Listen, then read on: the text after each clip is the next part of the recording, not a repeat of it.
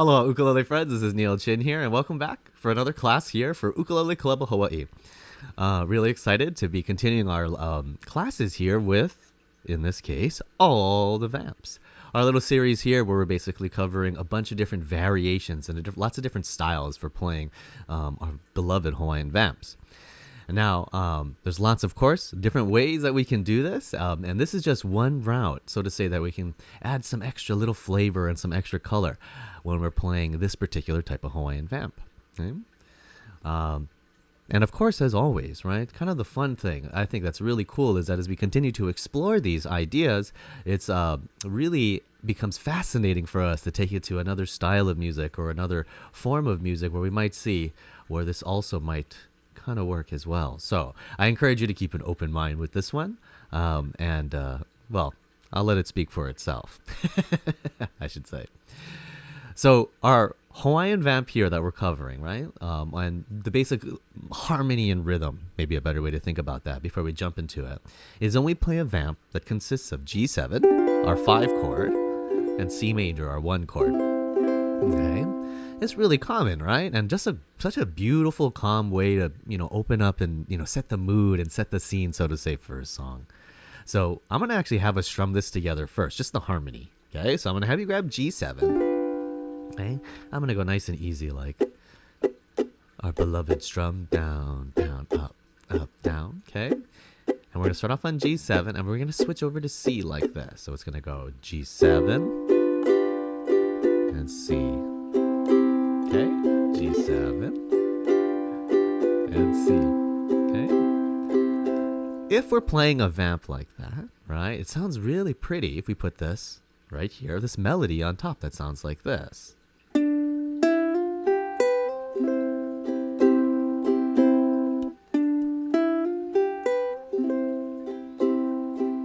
It fits so well into that sound. So I tell you what, without further ado, let's just jump right into our lovely little phrase here. Okay, I'm just gonna give us a little close up. There we go. And hey, I'm there too. All right. So as we're going back and forth from G7 and C over here, again, our melody, just a little close up, is going to sound like this. Okay.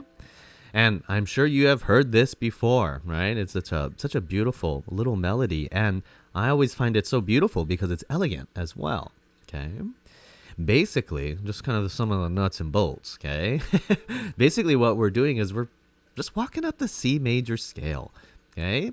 Now, for those of you maybe who are not familiar with playing scales or the C major scale, that's basically just the notes C, D, E, F, G, A, B, C. We can play that in any shape, in any form, in any octave, of course. But as it sits here on the ukulele, of course, so well, it's just such a great fit for our fingers just in the first couple of frets here. Okay. Now, the idea here, right? We're just going to let that kind of sit in the back of our head as we navigate our fingers and navigate through, playing this phrase here. Because basically, what we're going to actually do is we're going to start off on the note D over here. And you'll notice even that I'm actually using my middle finger here. And I find that to be a really nice way to kind of assist our way to move through the whole lick, because we're actually going to be starting off while our G7 chord is passing us. So maybe perhaps, right? We play in a song or in between, right? Verses, right? You're going to start off. You might switch over to G7 like this. So kind of, almost like setting yourself up, right? To be ready for... Right? You can take it straight from the position, which is a whole nother lesson within itself. Take that, put a pin in that thought, my friends, and come back to it. Okay. But okay, so coming back to the phrase itself, okay, note by note, again, we're walking up the C major scale. So we're going to be starting off from this D note that I'm holding now with my middle finger. I encourage you to do that. And we walk up the alphabet. So you're going to pick that note first, D. Then after that, we're going to go over to the note E. And so what I kind of like to do as we're holding this G7 like this is just actually lift up my finger for a moment, right? And this will open up that E string. And it happens to be a little bit easier because the next note we're going to play as we move up the scale, right? C, D, E. F, or excuse me, we're starting off from D, so D, E, F, right? We're going to have to put our finger right back down. So it's just kind of a nice little quick change here to bring back our finger, okay? So in essence, going D, you lift up the finger, E, F, okay? So I'm going D, E, F, okay? Now, we're going to pick a G note next, and this really is going to be dependent on your tuning of your ukulele.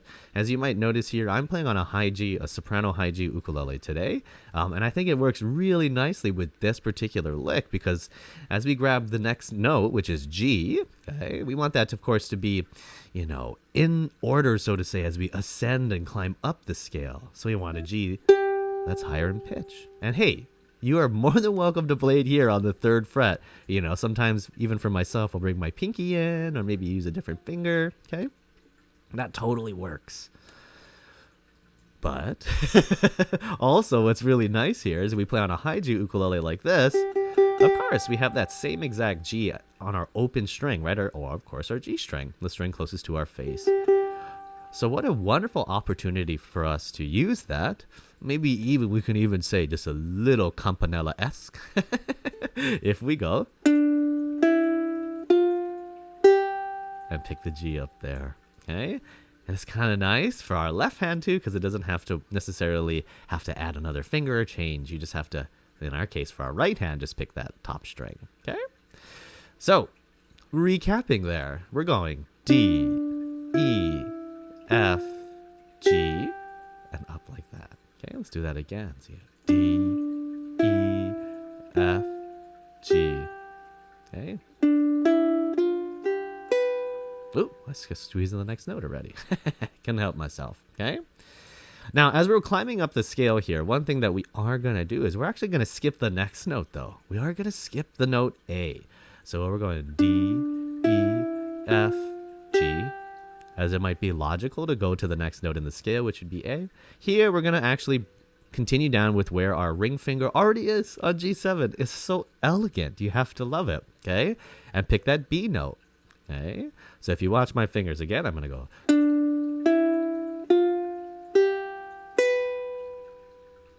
Okay? And you can feel, I don't know, you can feel that tension, right? I feel that tension. I want some resolution, which means that our lovely phrases and our lovely melody is working excellently here. Okay? And to release that tension, we can take a long exhale here. I'm going to actually have you slide that note up to C. And this is going to give us our resolution. Okay? And you can play around with it too. I mean, you know, quite frankly, I like to literally slide like this, okay? But even sliding to get your finger in position and picking it works excellently too, okay? And that's it, okay? So we put it all together. Okay? It should line up perfectly with that C major chord, and conveniently, as the other individual is strumming or your other friends are strumming, this the vamp itself, it's going to fit perfectly in there.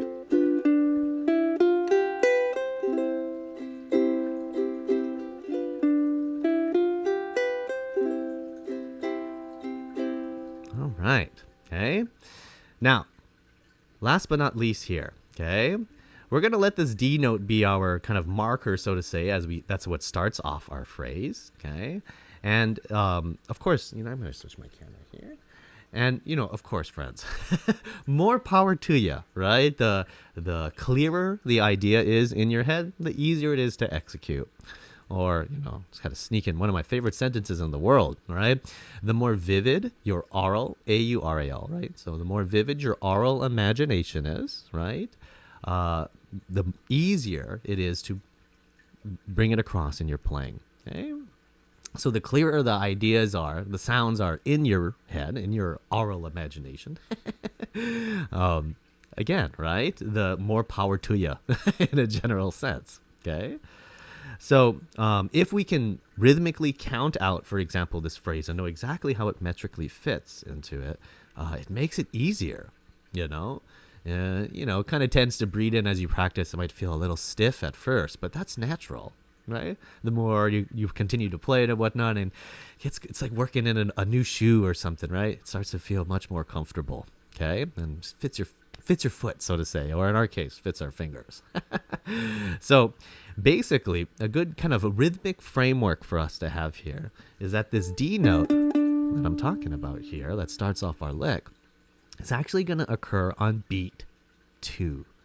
Okay, so if we're counting off our vamp that goes 1, 2, 3, 4, 1, 2, 3, 4, 1, 2, 3, 4.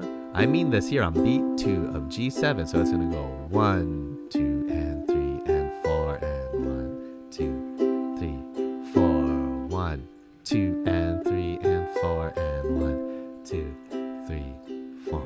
Okay. Here I'm playing it straight, yeah, as they might say, or straight eighth notes, right? So basically from that second beat, right, you're going 2 and 3 and 4 and, right? Of course, I encourage you, right, just as I was mentioning, to stretch it out and continue to play it, because you can play around with the rhythm a little bit. One of the things that I always find as a good strategy, when we're playing licks and phrases like this, is just really feel the resolution, of the phrase. So in our case here, when we get to C, the C note here, this is when the resolution occurs.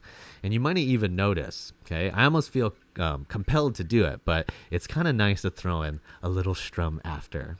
Maybe you can join in with your friends again, right?